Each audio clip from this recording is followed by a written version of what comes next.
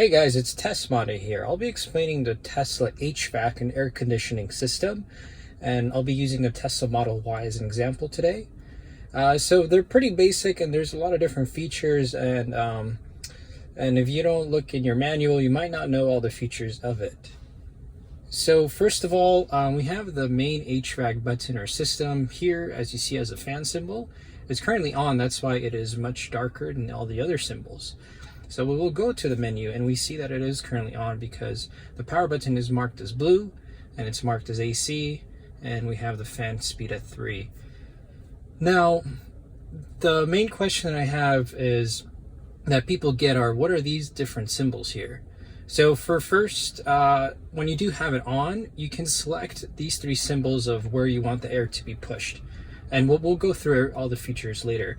So the first feature, the first button here is showing that the air conditioner will be pointing upwards, so towards the glass area or anything above your head. For the most part, of course, we would like to have it on us, so we have it selected pointing at the person, which we do. And we can also have it featured on the feet. So we're going to only have it on the person right now. So the next part of it is controlling where the air actually goes. And it's pretty cool. You can kind of play around with it. Split it into 2 or move on to it.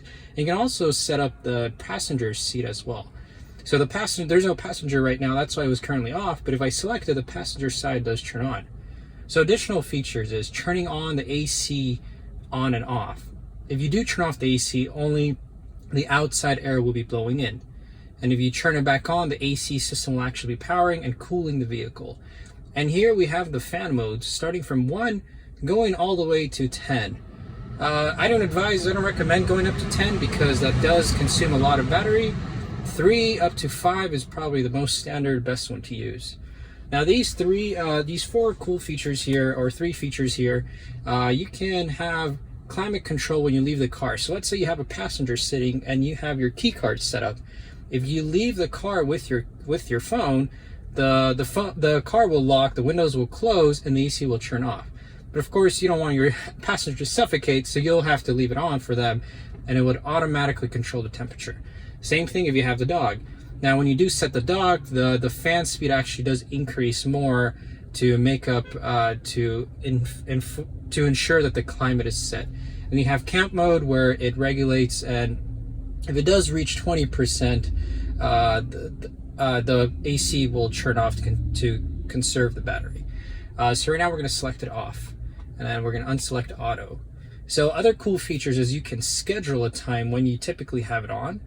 So you can set, for example, if you're going to go to work at 9 a.m., you can set it up every 9 a.m. the AC will turn on. So once you get in your car is cool. Another feature of it is you can have heating in the seats. And this is selected here. So you can actually set up all the seats to be heated. Most cars only have the front passenger seats to do this, but you can have for all seats. That's why I really love my Tesla for doing that. And we can all select it here. And let's say you do have all of them on and you want to turn them off, you just select all off. Now there are some features of the newer Tesla models where you can heat up your steering wheel. Unfortunately, I don't have that cool feature, so I cannot show you that. One additional feature I forgot to mention was controlling the back temperature for your back row seats. Now, there isn't an option for the back row passengers to do it from their end. You have to do it manually through your screen. And do so, you would select this button right here.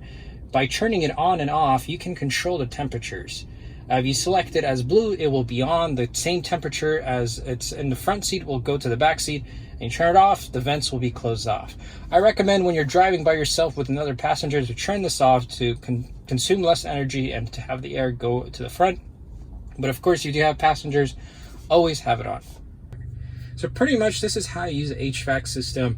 You do have to get used to this, the pinching and controlling the temperature or the direction of the AC, but eventually you'll get to it, and it's actually really nice having to control it where you want it, how low, how high, and so on. I hope you guys enjoyed this video. If you have any questions, please leave it in the comments. Give a like and comment and subscribe, and I'll be posting more of these tutorials later on. Thank you so much.